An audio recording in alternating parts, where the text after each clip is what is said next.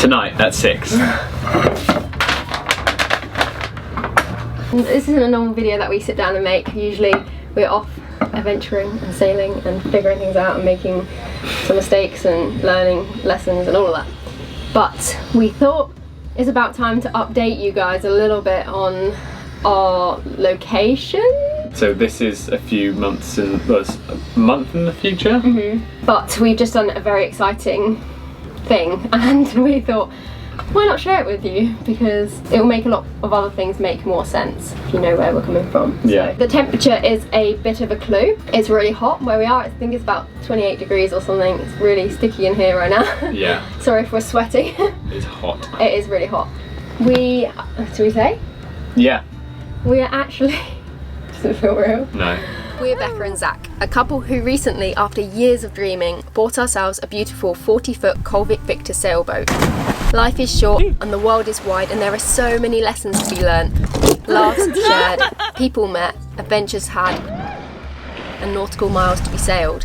And this is our way of sharing it all with you. Welcome to the Tay-Lee. Bloody doing it! We're actually in the Caribbean. We arrived last night at 8 PM and we're in the Caribbean. Yeah. Surprise! Oh yeah, we're in the Caribbean. We sailed here. Yeah. Doesn't feel real. No, it doesn't. But we're going to run through our year in recap because we've had an incredible year, and as much as we are for showing you all our life and all of that, we thought let's just stop and think about the last year. We would have done a crazy recap, but we were in the middle of the Atlantic when it was New Year's. So we go over our year? Yeah. Do you want to start with January? Yeah, so January last year, we had no boat. We weren't boat owners. No. Today is the day we look at our first boat.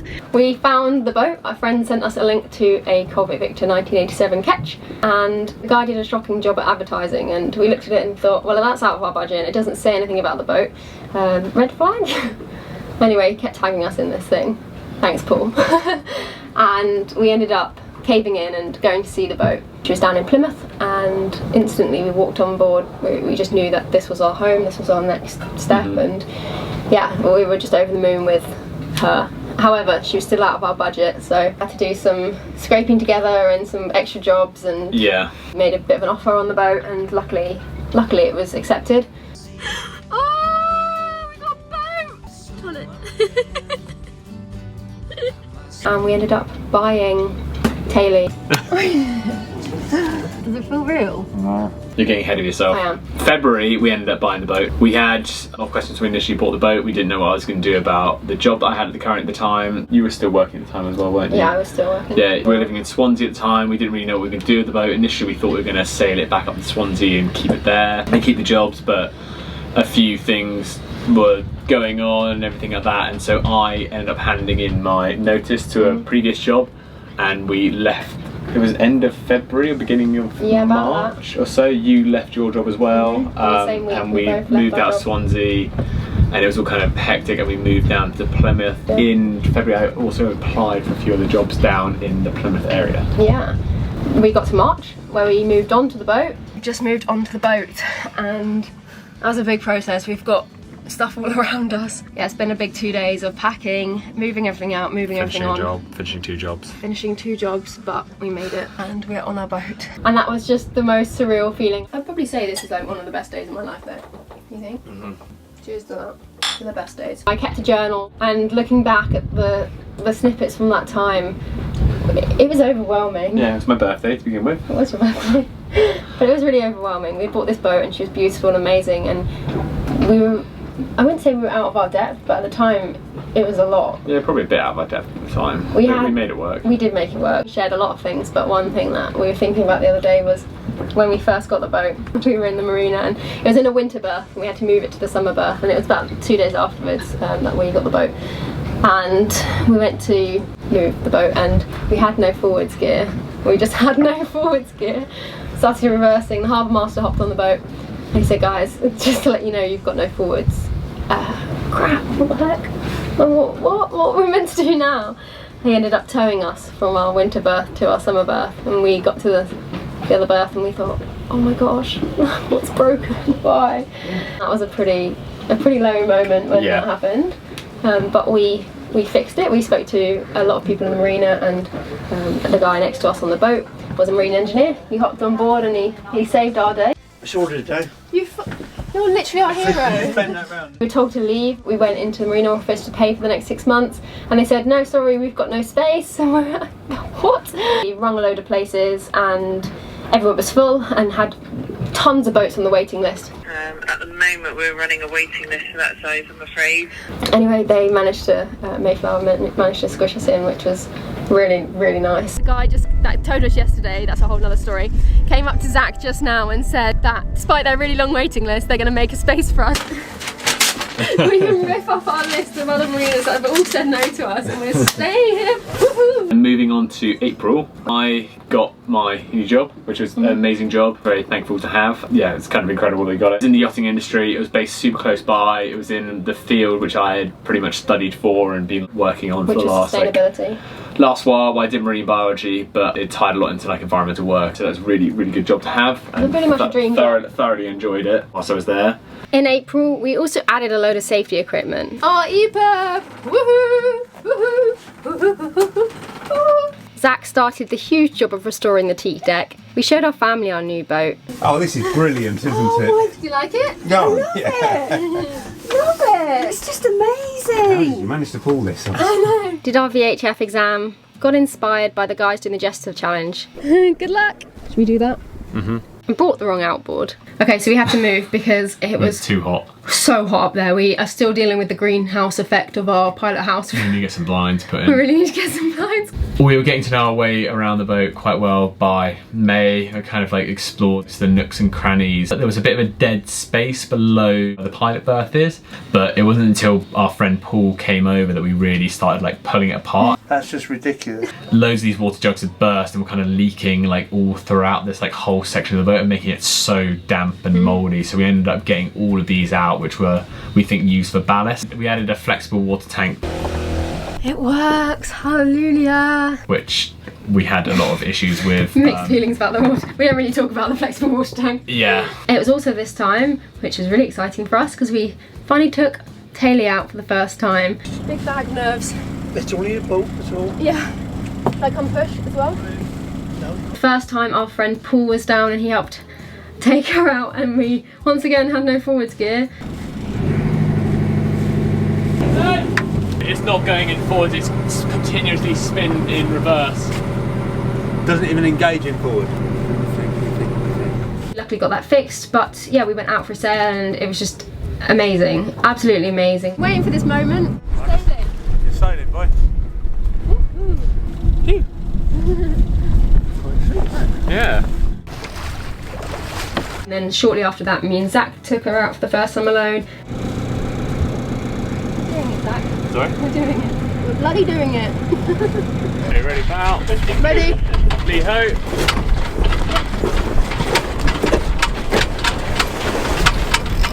Yahoo! Stop some speed now. How's the feeling? This is the fastest we've been. We did it. We got there, we got back, and we had no issues.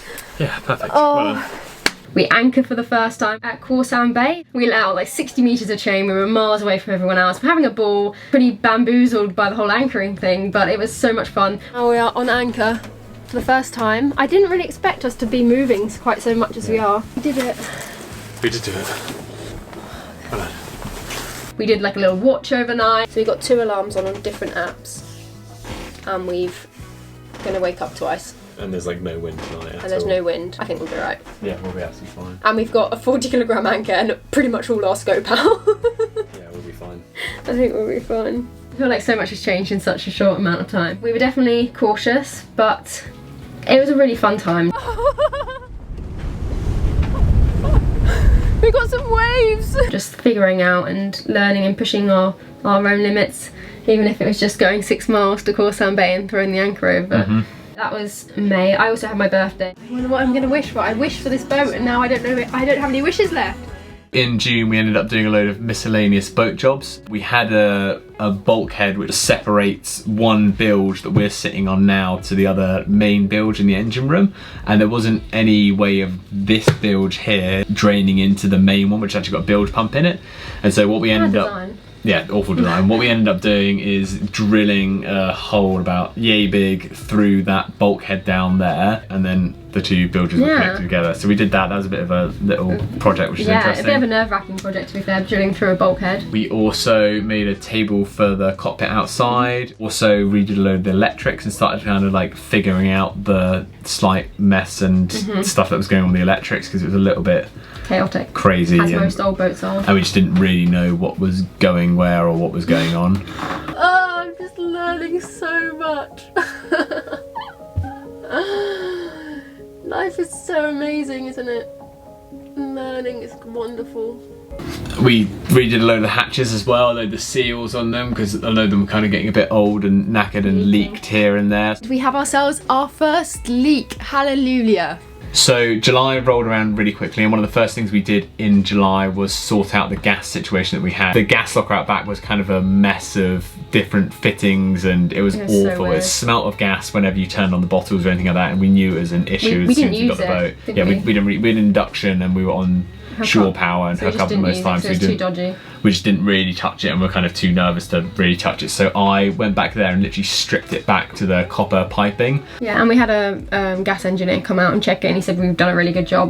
But I just wanted to know, because if we have any issues with that whilst we're out, I needed to know that we could fix it. Also at that time we convoyed down to St Austell with some friends, and we had our first downwind sail, I think it was, and it was a bit of a mess. We had no preventer, we broke a shackle on our boom because it slammed, we went really slowly because we didn't have a whisker pole, we didn't know how to pole out the Genoa, but it was lovely down there. We saw dolphins. Oh my gosh, I thought it was going to be so much longer till we had that experience. Oh!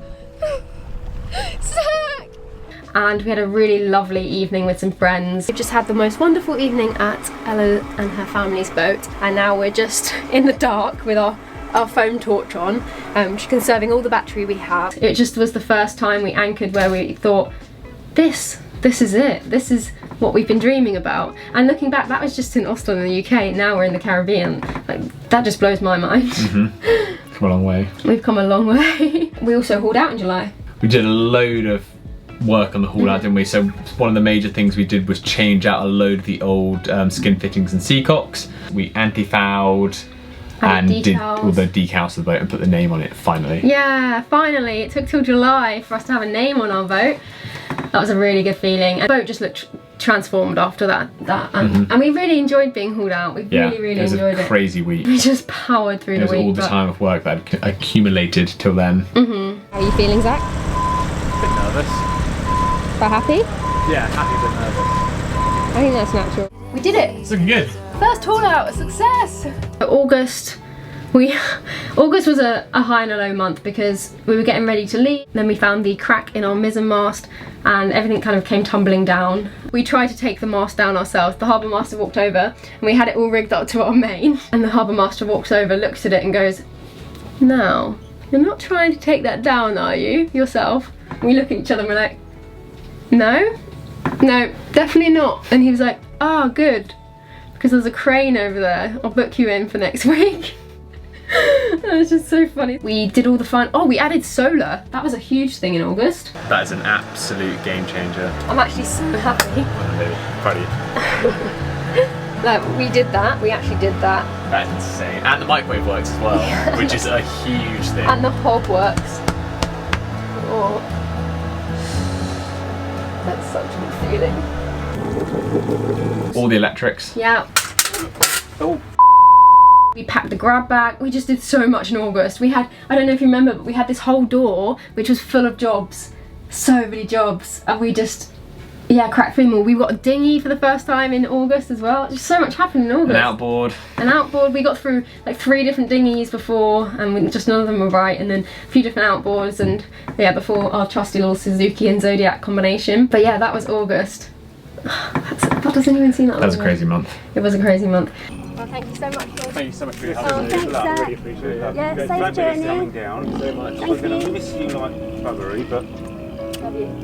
Look after yourselves, and I know you will. Love you, Mum. We'll be alright. Yeah. Thank you for your help. You'll look after each other. Love you. Bye. Just ask for here now, Zach. Oh God. all the prep had been for September basically. We were leaving the UK. We had decided on our route. We were going to head down to France, cross the bay and all of that. And yeah, we were raring to go. A little bit nervous, but we were ready to leave. It felt like the natural time for us to go. Yeah. Well, the month didn't quite go as planned. So we ended up leaving Plymouth and were making a beeline for Brest, and well, further than that actually initially, weren't we? We were going to get into detail about all of that. Oh yeah, let's do it. So, yeah, looking back at this now, it's probably quite stupid and too ambitious for our first like bigger sail, but we initially were planning on leaving Plymouth and going all the way down to the south of Portugal and then leaving the boat there whilst we went and celebrated my mum's 50th birthday.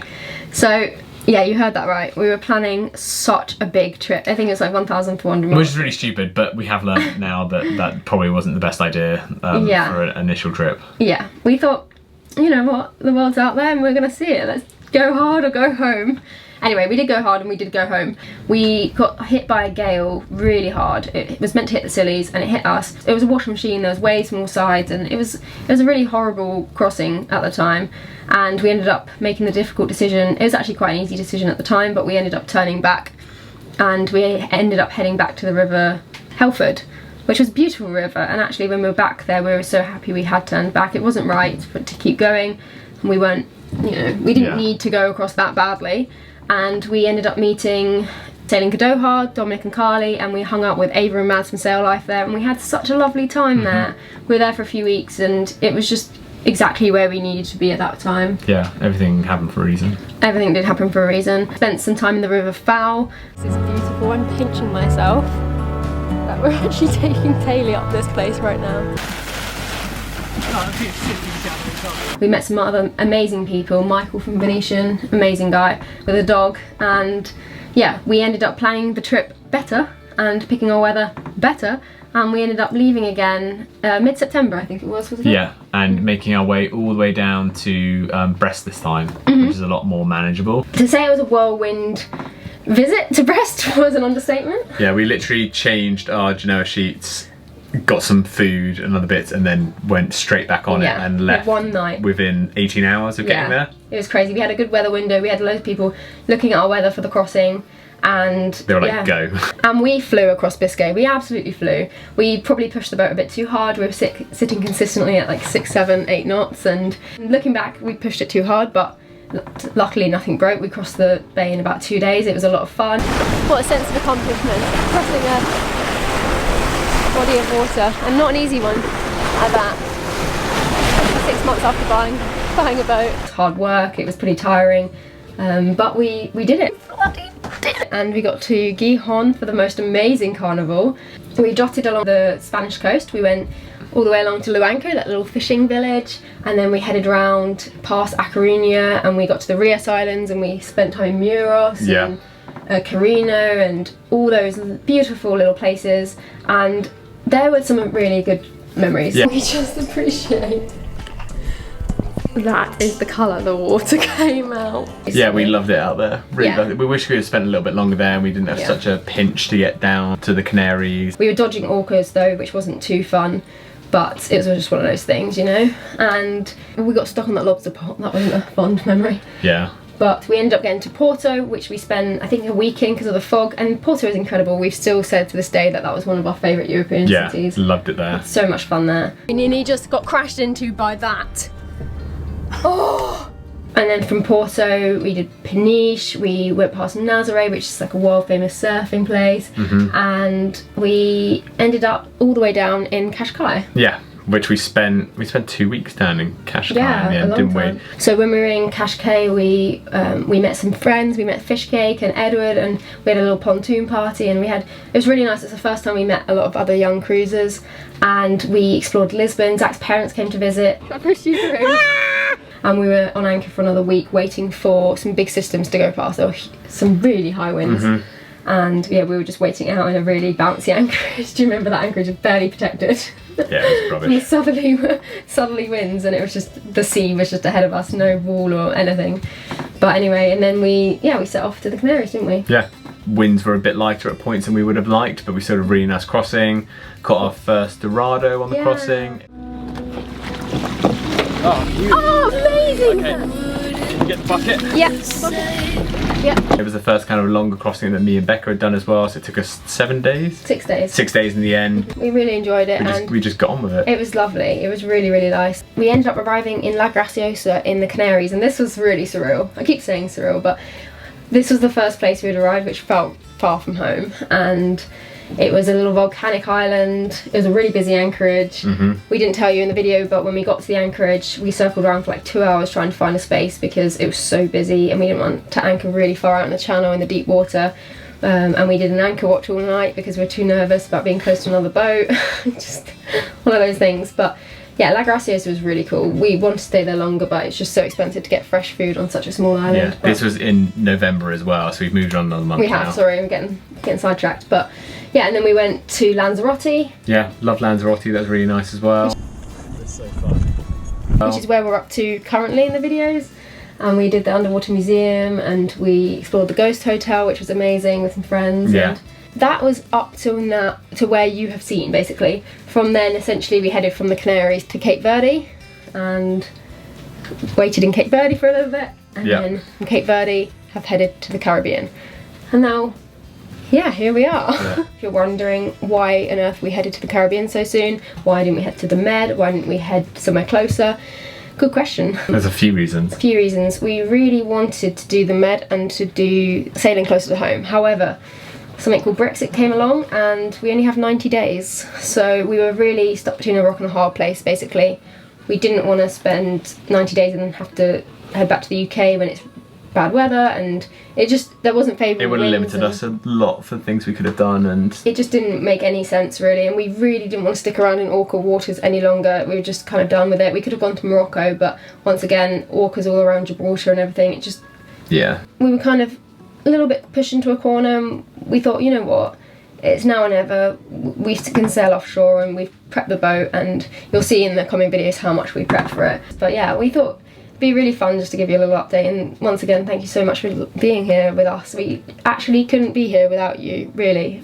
Like, this whole year has been just amazing, and yeah, it's been incredible. It's been really fast paced. We're ready to slow down a little bit for a while, but yeah, thank you for all your support, and thank you to our Patreons. Those guys are so epic, honestly. And if you fancy seeing things early or getting better look into our life, I guess, head over to our Patreon. We really appreciate all the support over now there. that we're back here, we're having to do daily updates on there about kind of smaller details that most people don't see. So yeah, and extra videos. And oh, also, thank you so much to everyone who bought a t-shirt. We are so grateful. We still need to, we literally got in last night, so we still need to go through and add up how much we are going to donate. But like I said, all profits from December will go to the saleability. If you guys just fancy making a straight up donation, we'll leave a link to their website down below. It's a really good cause, so please get involved. Getting people into sailing that can't usually sail. So yeah, I think that's about it. Is that it? Yeah, bring on 2023. Yeah, we're so excited. Oh my god. Hope you all enjoyed that slightly different video, and we'll see you all again next week. Bye. Bye. We're in the Caribbean. We're in the Caribbean. We're in the Caribbean.